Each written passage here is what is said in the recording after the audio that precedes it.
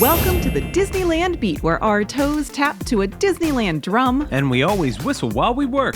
Well, the holidays have finally come to an end at the Southern California theme parks, including our collective home, Disneyland. But so much is on the horizon for 2023. We cover the calendars and some interesting rumors about the park. Come on into Disneyland with us. Like, subscribe, and stick around. Disneyland is your land. He comes seeking adventure as the old pirates, eh? Make the jump to light speed. 5, 4, 3, 2, 1, Hi, I'm Amy. And I'm TC. The rain has been hitting the parks hard. Many SoCal parks have been closing early, and boy, did Disneyland get drenched as they rung in the new year. Usually wind and not rain is why the fireworks get canceled, but that night it was too drenched for anything. There's more rain expected over the next couple weeks, and it does present the opportunity to come splash around the parks with slightly lower crowds. We sure had fun. There is overall plenty of availability on the various reservation calendars as we head into what is usually the off-season, making spontaneous visits much more possible. In fact, visiting this month before the start of the 100 Years of Wonder celebration is likely a brilliant time to visit and find low crowds. During the downpours, characters were greeting guests in indoor spaces like the Opera House and the Golden Horseshoe. That's something fun you don't get to see that often. And as the rain came down, most of the locals cleared out, leaving the tourists the run of the park. And most of them headed for the hotels anyways. Lines got very short, which is kind of funny. If this was Walt Disney World, folks would be trooping right through. The excess water closed the outdoor coasters, the Royal Theater, and even Alice and the Mad Tea Party due to ponding water. It even took out the lighting on the bottom of the Christmas tree in Town Square. Its bottom few feet went dark for several days before the holiday changeover. The ducks were totally loving it though. Disneyland welcomed the Buffalo Soldiers Iron Riders, who are the living descendants of the 1897 military regiment that used bicycles in an experimental messaging service. They took part in the flag retreat ceremony at Disneyland, and they were recently featured in the Rose Bowl Parade. Let's take a look at the refurbs, construction, and ride closures for the next couple of months. Through the holidays, there's not been much at the park going on, with the biggest construction projects happening at Downtown Disney and in Adventureland. Occasionally, the tarps for the new Adventureland treehouse got raised, and you can see lots of work happening. Sabor the Jaguar is gone from the upper bedroom, but we couldn't see much else yet. It looked like we had an opening date for the Adventureland treehouse featuring the Swiss Family Robinson, but it was just a blip in the calendar system. It is still under construction for the known future. Sometime in 2023, though. It's a Small World goes down January 9th through January 19th to get its holiday overlay removed. We think it was a particularly beautiful holiday overlay this year, with all the hidden 25s commemorating the 25th year of the overlay.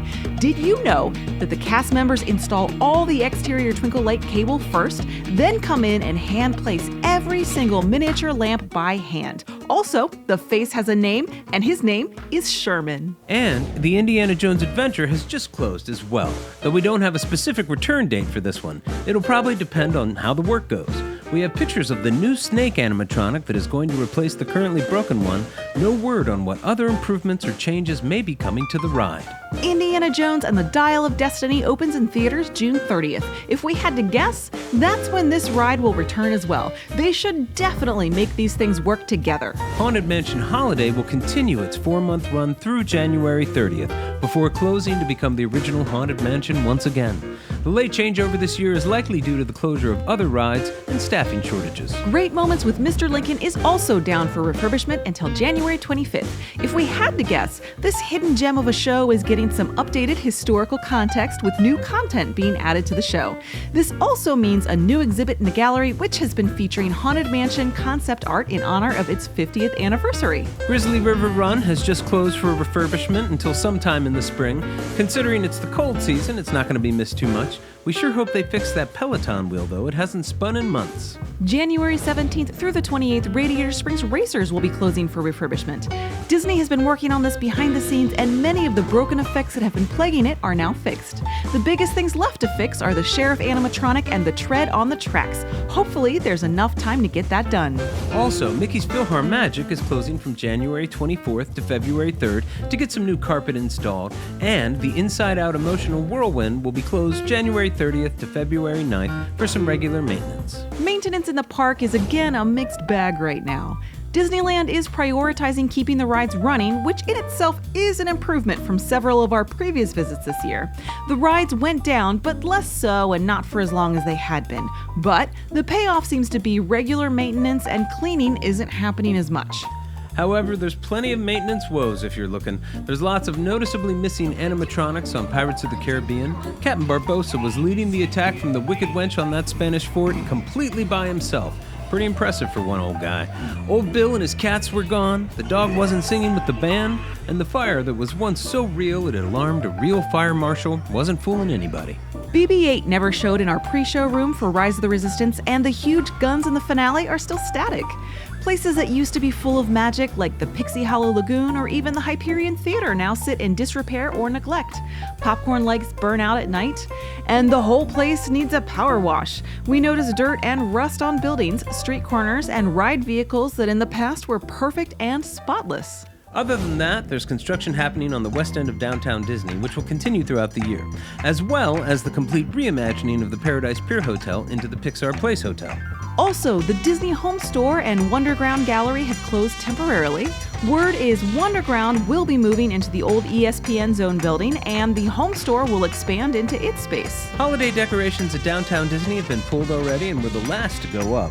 Signs saying that new plantings were coming soon abounded. Hopefully 2023 sees downtown Disney decorated well and at the right times. Joining the downtown Disney construction this month is Ralph Brennan's Jazz Kitchen, which has closed to get a new look, a new, more boring and just clean and upscale look as opposed to the bright, interesting Mardi Gras flavors it currently has. Why, you may ask? We don't know is the answer. The express kitchen on the side is still open during the refurb. We also just heard very recently that the La Brea Kitchen has been bought by new owners and it's going to be closing permanently. This spot is the closest restaurant in downtown Disney to the parks. It's a huge favorite of ours, their delicious paninis. The consolation prize here is that it's already been announced that Earl of Sandwich will take over the space. Don't know exactly when the transition will happen, but we're really excited. We really like Earl of Sandwich. If you are visiting the parks before the end of the month, you will find lots of character cavalcades happening, though no full parades, and Mickey's Mix Magic will be the nighttime fireworks or projection show. Expect fireworks on the weekends only. There's still plenty to do at the parks. There's shows at the Royal Theater, Tale of the Lion King is still playing at the Fantasyland Theater, and World of Color and Fantasmic are looking amazing and running. But the excitement is really building for January 27th when the 100 Years of Wonder celebration starts. On that day, we are getting a lot of new content at the parks. Mickey and Minnie's Runaway Railway will be opening. The tower for the new El Capitan Theater is visible above the trees, and it looks super fun. The newly painted Toontown Hills go on much longer than before, and they're not just green, but rather they fade into distant snow-capped mountains. We can't wait for the rest of the newly imagined land to return on March 8th. We will get back 2 more rides and several attractions at that point. Roger Rabbit's Cartoon Spin, Chippendale's Gadget Coaster, and Mickey and Minnie's House, and so much more. There will be a new fireworks show at Disneyland, Wondrous Journeys, that boasts it will include every single animated film to date. And they've released footage for World of Color 1, the new nighttime spectacular coming to DCA.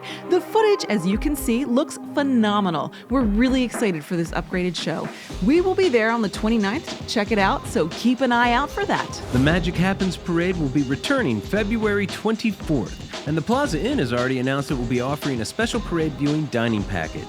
This package will include a select meal at the restaurant during the day, and you get a voucher for a special seated viewing area for the evening parade. It's $45 for adults, $25 for kids.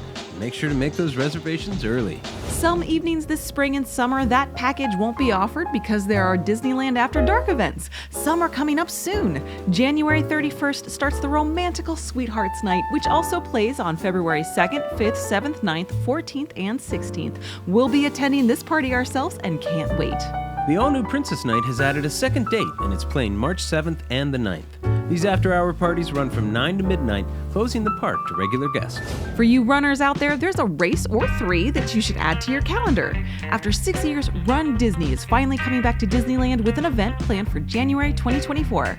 This event, running from January 11th to the 14th, will include a 5K, a 10K, a half marathon, and several other activities. Also, for you SoCal residents, there is currently a discounted ticket special running from January 9th through May 25th, with tickets well under $100 a day for the multi-day tickets. You should check it out. Our last headline for for today is that we have no idea when Splash Mountain is going to close for its transformation into Tiana's Bayou Adventure, but it could be any day now. Ride it while you can. And that's it for us today. Thanks so much for joining us. Please check out our Spotify store where we sell superlative frame photography and prints of the parks. It's a great way to support this channel.